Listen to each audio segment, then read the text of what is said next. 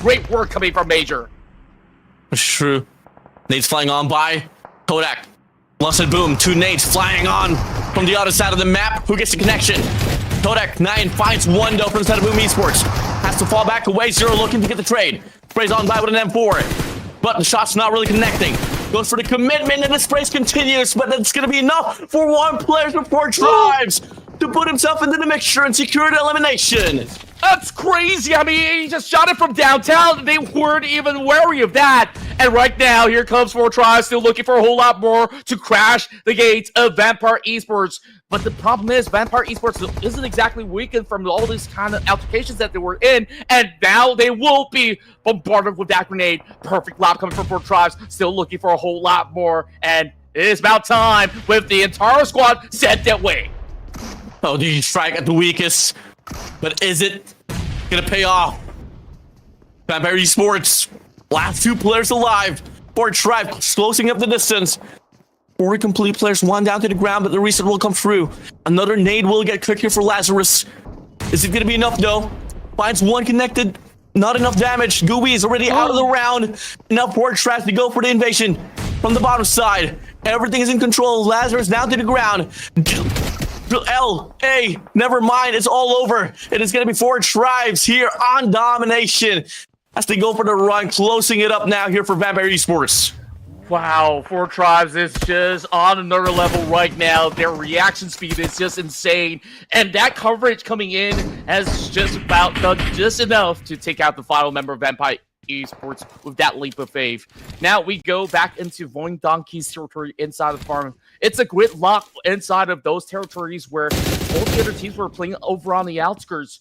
Meanwhile, it is all the teams by the North Point that actually secures majority of all these points.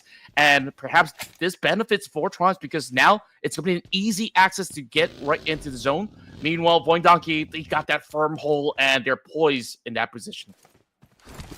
All gonna come down to this. The rogue player of 7-9, the duo of 52. No squad has the complete composition here. All down by 1. So far, eyes on the odds here for set of RQ. Looking to be favored here on this round. 4Thrives though finds 1. T24 next with 1 player there from set of RQ. And now the cavalry arrives, but shouldn't matter. 4Thrives just playing it slowly. They do want to allow a little bit more of that space to be created. They did manage to catch out in the Pekko by the corner. Sharp shots coming in from the lock. Meanwhile, RQ, they're kind of been stuck in between because of that advancement over on the outskirts, and now dropped right into the territory of Voing Donkey, getting caught in between 2 sides of the crosser, and they are just about to at least recover their health bar for the meantime. 7-9 unfortunately didn't manage to get much done, but despite that, they still managed to make it in the top 6. While all these firepower hits just overwhelming, where both boys just got to defend themselves, and I'm surprised that Simba's still alive after such a long time. Oh my days. Now the round continues once again. Voing Donkey on the prowl. Most likely close out this game. 4Thrives still not backing down though. Voing Donkey though finds Simba away. And now it cuts down the composition to the last 3 batters remaining. Is it going to be Team 52? 4Thrives or Voing Donkey? So far, it is 4Thrives here. Looking to get the run out of this. Team 52 though. Last player here. 1 second to the last player as well, alongside Manzi. Roshan tries to connect. Not too certain if that was the brightest of play.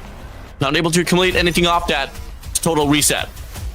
This is the first time ever the newly promoted Malaysian team gets to play in a top 3 battle. And we'll have to see whether there's going to be a chance for them to be the thorn in the flesh for both sides of 4Thrives as well as Voing Donkey. Voing Donkey honestly don't really have to do too much for this current moment because they're still within the zone and they have the better parties defending this ground rather than to go out over on the open grounds. And I guess it's all about playing for time right now for stage 6 to close up into the center, and then they look to expand their wings from there onwards. So 4Thrives, a little risky though. If they were to actually make their way across, they might risk getting clipped by Voing Donkey. For side of Voing Donkey though, all they gotta do is wait it out. Just by looking at the terrain, it does favor them quite a lot. For side of Team 52, though, they're just out on playing ground, relying on this new shed. Don't really have a lot of cover to work with. And let's say 9 seconds left before we get to see the zone comes to a closeout once again. Where is it going to be headed? This would matter quite a lot here, Contra. It definitely does, and we're seeing some exchanges of the nades fall true.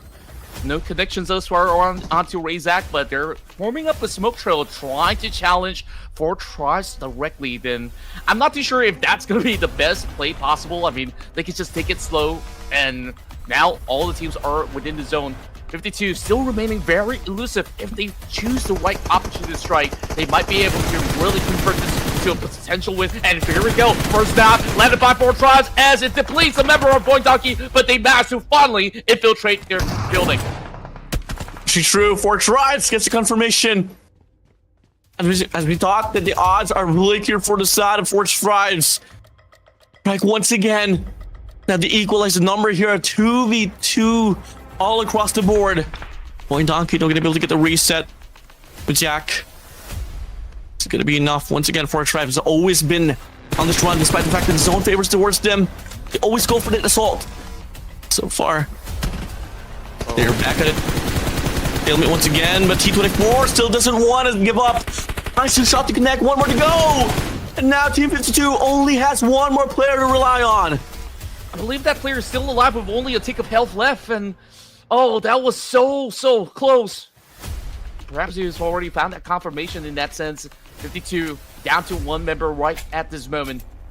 Boing Donkey, they're not gonna give their spot away. 4Thrives in a dire situation at the very same time. They've already expanded a lot of their resources, so they're not having much left, but there definitely is a little bit more room for them to play around the far eastern corner of the map if that zone actually shifts past stage 7. So Boing Donkey, their hands might be forced right now, and they got no idea.